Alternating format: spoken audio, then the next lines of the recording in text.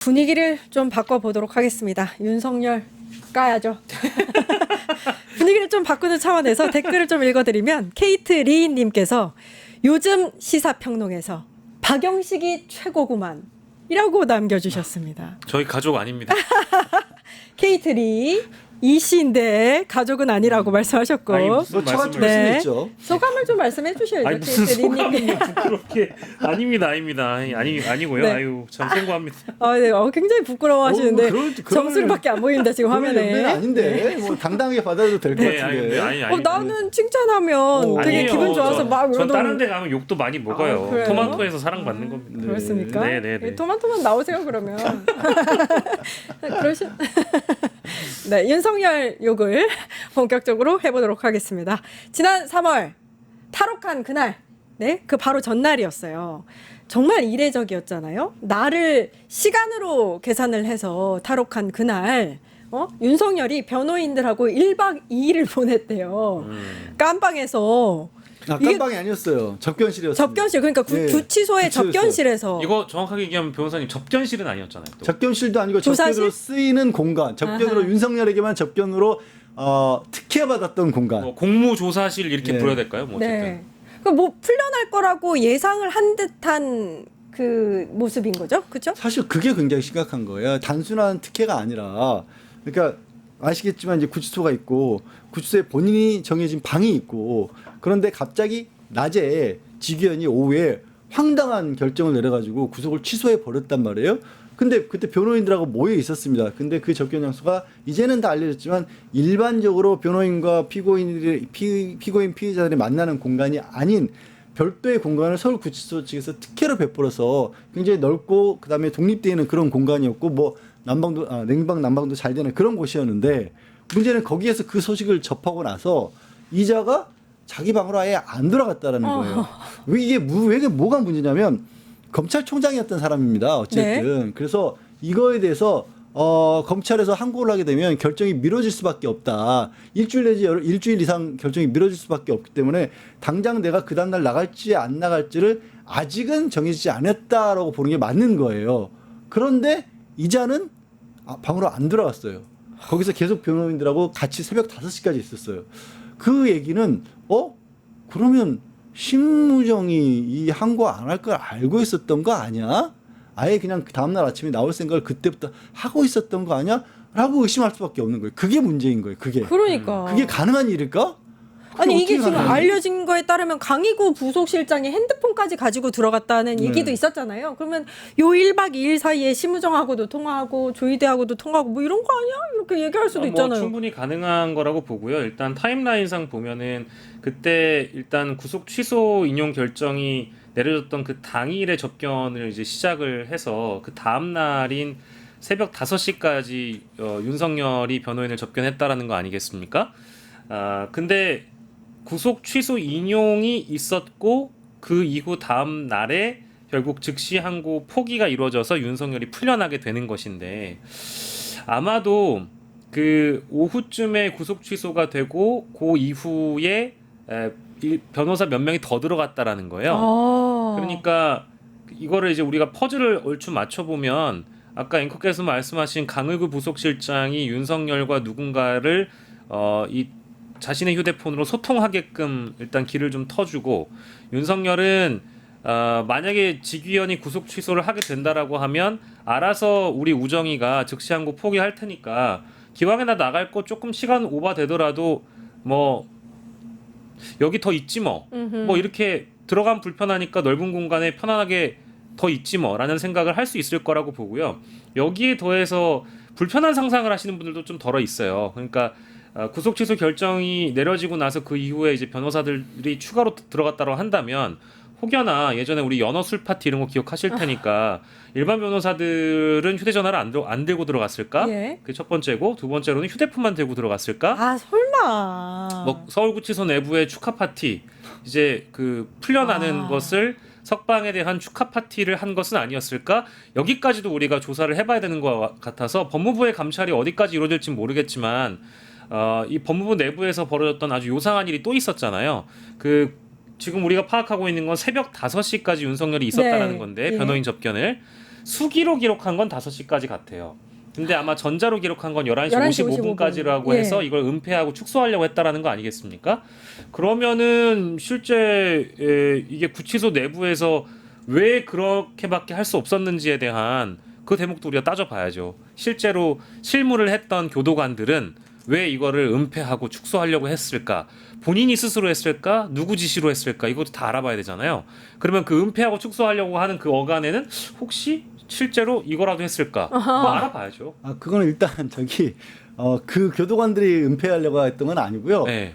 입력 시간이 네. 11시 55분까지만 밖에 안 가능해요. 되니까. 그러니까 이 접견이라고 하는 게 뭐 검찰청이나 가끔가다 경찰에서처럼 야간에까지 새벽 시간대까지 이어질 수 있는 게 아니기 때문에 그러니까 할 필요가 없는 거죠. 11시 그죠? 55분도 사실은 없어요. 없어. 평상시에는 어허. 정말 아주 그냥 예외를 상정해서 그 기계를 그렇게 해놓은 것뿐이지 11시 50분까지 접견이 이어진 경우도 아예 없거든요. 네. 6시에 끝나요. 6시에 끝나는데 그러니까 이 전산 입력 장치 자체가 타이머가 그다음부터는 새날을 입력을 해야 되는 겁니다. 그래서 저희 교도관들이 마지못해서 손으로라도 5시까지 이었다고 써놓은 거예요. 아. 너무 황당한 상황인 거예요. 근데 웃긴 게 접견이 원래 9시 9 to 6만 되잖아요. 네. 근데 입력 가능한 시간이 11시 55분까지라고 하더라도 차라리 그냥 은폐하고 싶었으면 6시까지라고만 쓰지 왜 아니, 그러니까 은폐하려고 했던 게 아니라는 아닌 거죠. 거구나. 예. 그분들로서는 그냥 최선을 다한 거예요? 기록을 남기긴 남겨야 되는데 방법이 없었던 거예요. 이때 구치소장도 그 김현우였습니다. 김현우였죠. 예. 이게 그러면은 뭐 강의구 부속실장의 핸드폰이라든지 변호사라든지 이렇게 좀 핸드폰을 좀 들여다봐야 되는 거 아닙니까? 누구랑 아니, 통화를 뭐 하고 뭐 이랬는지. 이미 그 강의구 부속실장의 경우에는 정진석 비서실장과 마찬가지로 피의자로 되어 있기 때문에 제가 지금 기억이 좀 희미한데 워낙에 많은 이 관련자들이 휴대폰을 그러게요. 없애버리고 새 거를 또 갖다 쓰고 깡통으로 만들고 이걸 반복하고 심지어 그거 있지 않습니까? 윤석열의 PC를 용광로에다가 갖다 집어넣으라고 이런 짓거리까지 벌였던 사람들인데 강의구 부속실장의 휴대전화가 그때 그 휴대전화인지 전 지금 가물가물한데요. 어쨌든 피의자이기 때문에 강의구 부속실장에 대해서 면밀하게 조사를 해봐야 되겠죠. 예, 실제 통화기로. 특혜와 윤석열 피의자에 대한 특혜를 주는 과정에 강의구 부속실장이나 관련 변호사들이 어떤 역할을 했는지도 함께 들여다봐야 되겠습니다. 예. 그리고 또 이거는 진짜 소름 끼치는 행적인데 이 석방 직후에 대통령실의 경호처가요. 네. 자동 소총을 샀대요. 200정을 구매를 했대요. 근데 구매를 이 하려고 했었어요. 네, 구매를 하려고 했었어요. 근데 이 총이요. 1분에 1000발 나가는 이런 총도 있어요? 예, 보통 요즘에 K2 같은 게 1분에 500발 정도 나간다고 저는 알고 있는데 그냥 2배. 그러니까 말이 200정이 왜 필요하죠? 알 수 없는 노릇인 거죠. 그래서 예산만 해도 20억이 넘게 배정을 하려고 했다는 거예요. 도대체 무엇 때문에? 경호처라는 데가 사람을 공격하는 것은 아니잖아요. 네. 그러니까 기본적으로 방어용 무기를 해야 되는 거고 기본적으로 그 경호처가 있는데 그럼 경호처 직원들만 뭐 몇십 명 모여가지고 대통령이 어디 뭐 그 장소에 가거나 그런 게 아니라 경호처가 있고 지난번 우리 또 뭐 국민들이 이런 것까지 알아야 되나 싶었지만 그때 관제를 둘러싼 것만 해도 경호처가 있고 그 다음 지근거리 또 경찰이 경비를 하고 그 밖에는 군까지 겨울을 하고 있잖아요. 그러니까 진짜 경호처에서 이런 정도의 자동소총을 구매를 해서 필요한다는 건요. 진짜 대한민국에 국지전이라도 벌어져서 막 진짜 북한군이 막 쳐들어오고 이런 상황이 아니면 필요가 없어요. 이거는. 그러니까 게다가 누굴 쏠려 그런 거야? 시점도 김성훈 그때 생각하시겠지만 김성훈도 수사받고 있는 상황이었어요. 증거인멸 받고 수사를 받아야 되는 상황이었고 그다음에 처장이 지금 자기는 이거 못하겠다고 떠나버리고 권한대행을 하고 있는 직무대행하고 있는 상황이었는데 그런 상황에서 갑작스럽게 자동화기를 이렇게 구매하려고 했다? 생각해보면 딱 하나밖에 없어요. 1차 체포를 했었을 때 그때 나왔던 얘기도 있잖아요. 총 가지고 위력 시위를 해라. 니들이 총 더 경찰보다 니들이 훨씬 더 총 잘 쏘지 않느냐. 네. 그리고 김건희가 뭐 네, 총 김성훈, 가지고 있으면서 뭐하냐 뭐 이러죠. 예. 김성훈은 부인했지만 그런 얘기까지 나왔던 1차 체포 이후에 돌아가서 야 이번에 드라마 절대 안 나올 거야. 이 생각을 한 건지 알 수가 없는 거예요. 너무 비상식적이어서 그때 영현백 있잖아요. 시체 네. 담는 백 있잖아요. 그게 원래 1000개 정도를 보유하고 있는데 군이 4000개로 늘렸대요. 그것도 이게 연결해서 보면 이게 어떻게 하려고 했던 거야 대체. 그러니까 이게 우리가 앞에서 처음 다뤘던 윤석열이 새벽 5시까지 변호인 접견을 하고 그 안에서 무슨 일을 벌였을지 모르지만 저는 구속 취소 결정 이후에 즉시 항고 때려지고 나서 결정 나고 나서 윤석열이 구치소를 나오면서 어떻게 하는지 다 기억나시죠? 막 불끈 짓지 않습니까? 예. 퍼레이드 했었죠. 승리했다는 네, 듯이. 승리했다라고 이랬었죠. 했잖아요. 예. 그때까지도 윤석열은 헌법재판소에 넘어가 있는 자신의 탄핵 사건이 인용이 아니라 기각 나올 거라고 그랬을 확신했을 거예요. 겁니다. 예. 그리고 실제로 우리가 이 탄핵 선고일이 잡히기 전까지도 뭐 5대3 대드락부터 시작해가지고 온갖 의견들이 맞아요. 난무했었잖아요. 극우 보수 진영 쪽에서는 윤석열의 탄핵 기각을 확신했었단 말이에요. 윤석열은 안 그랬을까요? 윤석열도 그런 그랬을 유튜버들한테 거야. 늘 예. 듣는데 당연히 그때 확신을 했기 때문에 만약에 동일 사건과 관련돼 가지고 자신을 또 공수처가 뭐 재구속하려고 든다든지 아니면 모르겠습니다만은 뭐 실제로 수사가 윤석열을 향해서 들어올 때 두 번 다시는 잡혀가지 않기 위해서 경호처의 화력을 강화하기 위한 노력을 전 했다고 봐요, 실제로. 윤석열을 지키고자 경호처가 충성을 다하는 나왔던 그런 충성을 다하기 위한 어떤 행위라고 보는 겁니다. 아 진짜 비정하다. 경호처도 실제 대통령이었다는 윤석열의 탄핵 자가. 기각을 믿고 있었다. 네. 누구를 향해서 총구를 겨눴던 그건 국민이었을 텐데, 그렇죠? 내전이 됐을 텐데 대단합니다. 자, 통일교 얘기도 좀 나눠보겠습니다. 저 되게 이게 이상하다고 생각한 게 한학자 그 홀리마더 있잖아요. 네. 총재. 아프셔서 아산병원에 입원할게 했는데 아산병원이 원래 거부했다고 했는데 입원을 한 곳이 아산병원이었어요. 그럼 다시 받아준 건가? 김건희한테 부탁을 했나? 글쎄요. 근데 그러고 나서 뭐 심장 관련 시술을 받았다라고 하는데 네.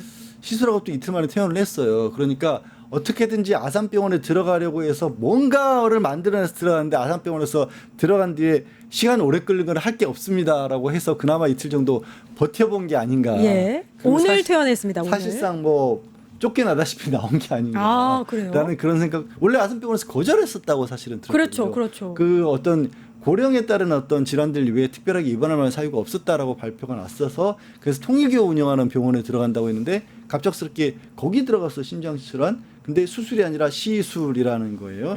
시술은 손실보험의 처리가 안 되는 것들이죠. 예, 아니 예? 그 얘기 이제 예? 정말 가벼운 처치였다라는 거예요. 가벼운 처치였다. 예. 일단은 근데 요런 게 행보가 사실 우리가 많이 봐왔던 또 행보이기 때문에 한학자 총재가 원하는 거, 통일교가 바라보는 게 뭔지가 보이기는 하죠. 그렇죠? 네. 네. 뭐 이것도 대부분 다 아마 이제 변호인단에게 자문을 받고 나서 입원, 뭐 시술 이 절차를 따랐던 거 아니겠는가라는 생각이 좀 들고요.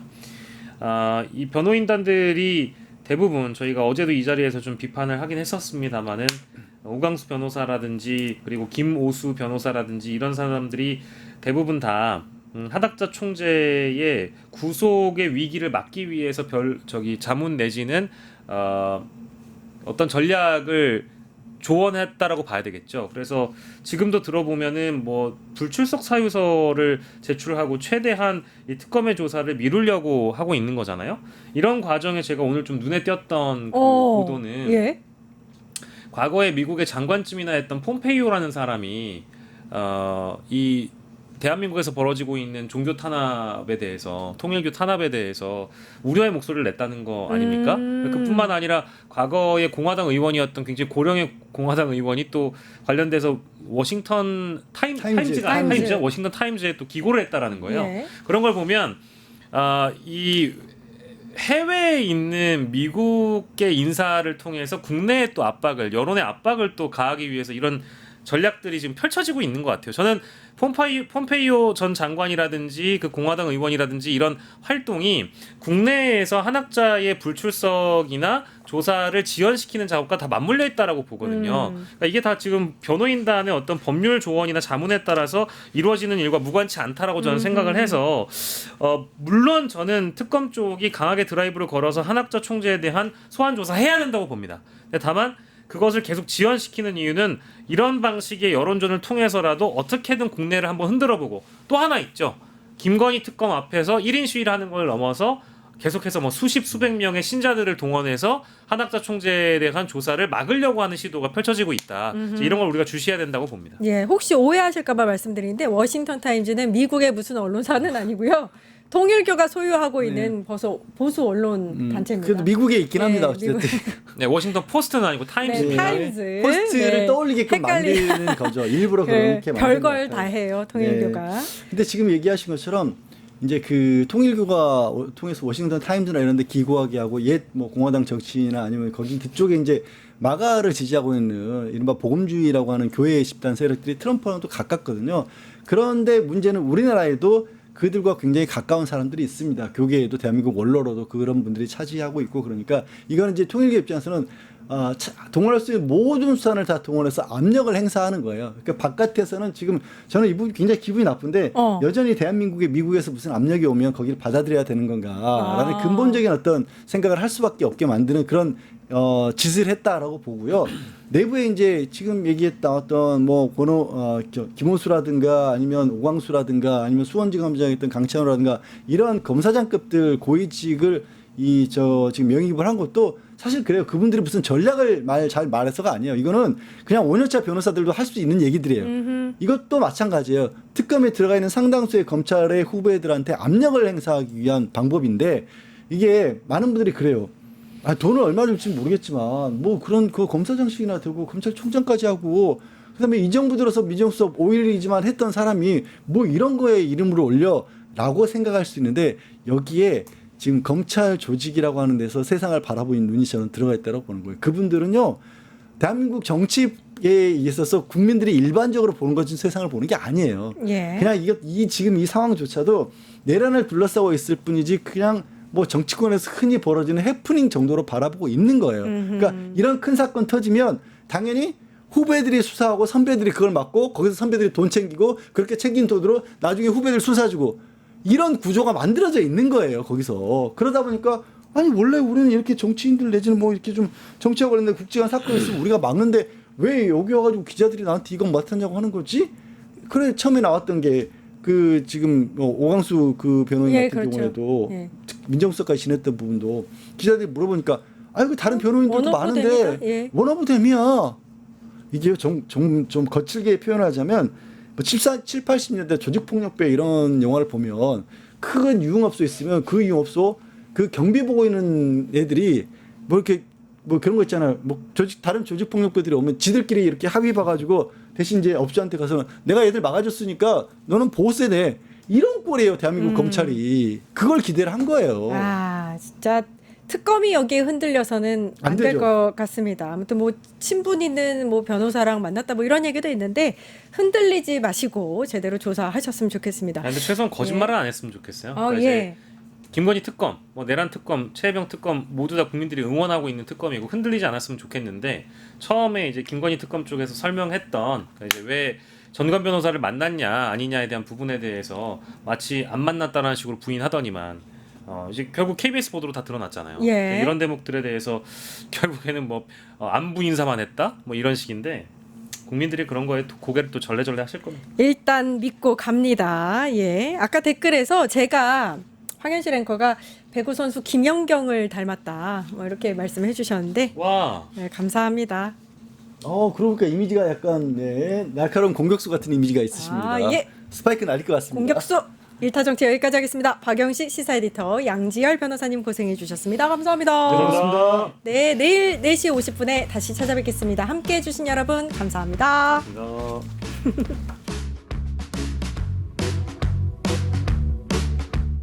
유튜브 구독하고 실시간 채팅과 댓글을 남기시면 매일매일 7,000TTCO를 드립니다. 참여 방법은 통통물 어플을 다운로드하고 회원가입과 로그인을 해주세요.